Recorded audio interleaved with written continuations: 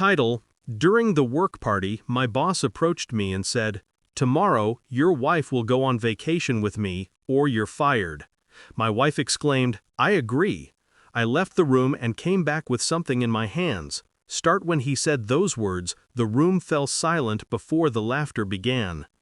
"Tomorrow," my boss announced, his hand tightening around a glass of whiskey, "your wife will go on vacation with me, or you're fired." It was supposed to be a joke, but then my wife smiled and said, "I agree." The laughter that followed wasn't from humor, it was from disbelief. Maybe some people thought it was a prank, but I saw his hand brush against hers. I saw the way she didn't move away. So I left the room, and when I came back, I was holding something that made everyone stop breathing. We'd been married 9 years. I met her when she was struggling. 2 jobs, 1 broken car, and a dream she never spoke aloud. I believed in her when no one else did. Every bill paid, every birthday planned, every small crisis, handled by me. She called me her rock. Funny how rocks don't feel pain until they start to crack. My boss, Daniel Reeves, had been my mentor for 8 years. Sharp, charming, successful. The kind of man who makes rooms orbit around him. I admired him once, trusted him. He told me once, "Loyalty is the only real currency." Now I understand what he meant. He was buying mine while stealing what it bought me. I should have noticed earlier. The late calls, her new perfume, the sudden secrecy with her phone. I'd ask who she was texting. She'd smile and say, "Work friends." Reeves started acting different too, promoting me with one hand, degrading me with the other. "You're family, man," he'd say, while giving me impossible deadlines. When I'd visit his office, I'd find her purse there sometimes. I just dropped by for lunch.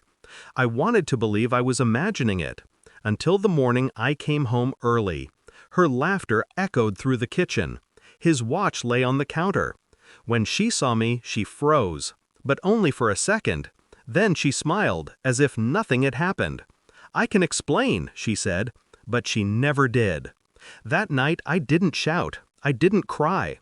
I just stared at the ceiling until sunrise and thought, "I will make you both remember me." The next week, I began planning. First, information.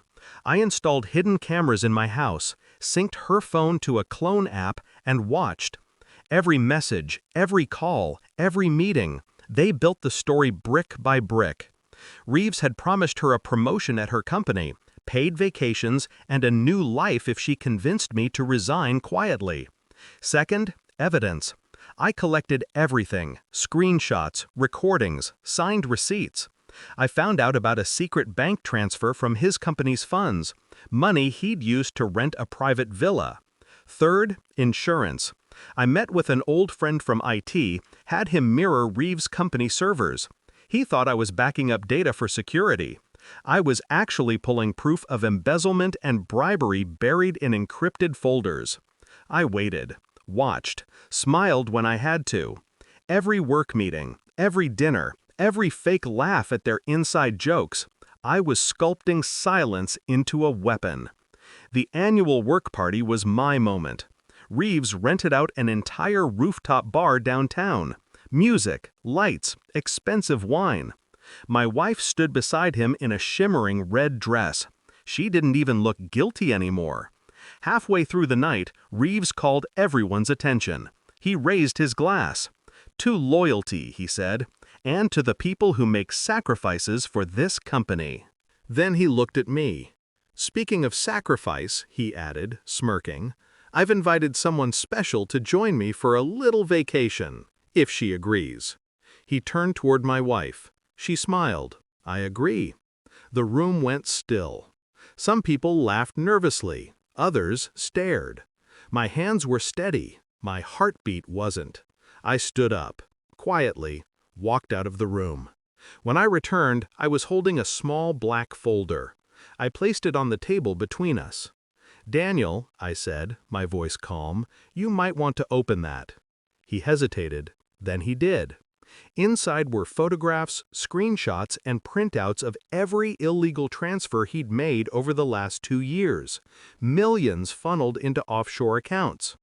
I'd copied the files onto a drive sent anonymously to the board and federal investigators earlier that day. "You're done," I said. He laughed at first, then his face drained of color as he realized it was all real. My wife tried to speak. "What is this?" I turned to her. "It's everything you sold me for." Then I pulled out a small remote and pressed play. On the big screen behind us, the one meant for the company slideshow, appeared a video. Her, him, together, in my house. Gasps, whispers, someone dropped their glass. Reeves lunged forward to stop the video, but the damage was done. His reputation shattered in 30 seconds. I leaned close enough for only him to hear. "Tomorrow," I said softly, "you won't have a job, or a company, or her." He called security, tried to have me removed, but by then 3 board members had already walked out to make calls. The party dissolved into chaos, whispers, flashing phones, and the slow, public death of his empire. My wife followed me outside crying. "Why would you do this to us?" she sobbed. "Because," I said, "you already did." By the next morning, Reeves was suspended. 2 days later, arrested. The company issued a press release about internal fraud and misconduct. His wife filed for divorce. As for mine, she tried to come back, said she was sorry, said it was all a mistake. I didn't raise my voice, didn't argue. I handed her an envelope with divorce papers inside and the words, "You made your choice public, so did I." She left without another word. Now, months later, people still whisper about that night. They say I ruined a man's life at his own party. Maybe I did. But what they don't understand is that I didn't ruin anything. I just revealed it. You see, betrayal doesn't destroy people, it only uncovers who they really are. And that night, I uncovered everything. When I walked out of that rooftop, the city lights below looked different, sharper, colder, honest. Justice doesn't always wear a badge or carry a gun. Sometimes it wears a calm smile and carries a folder. And that night, justice looked exactly like me.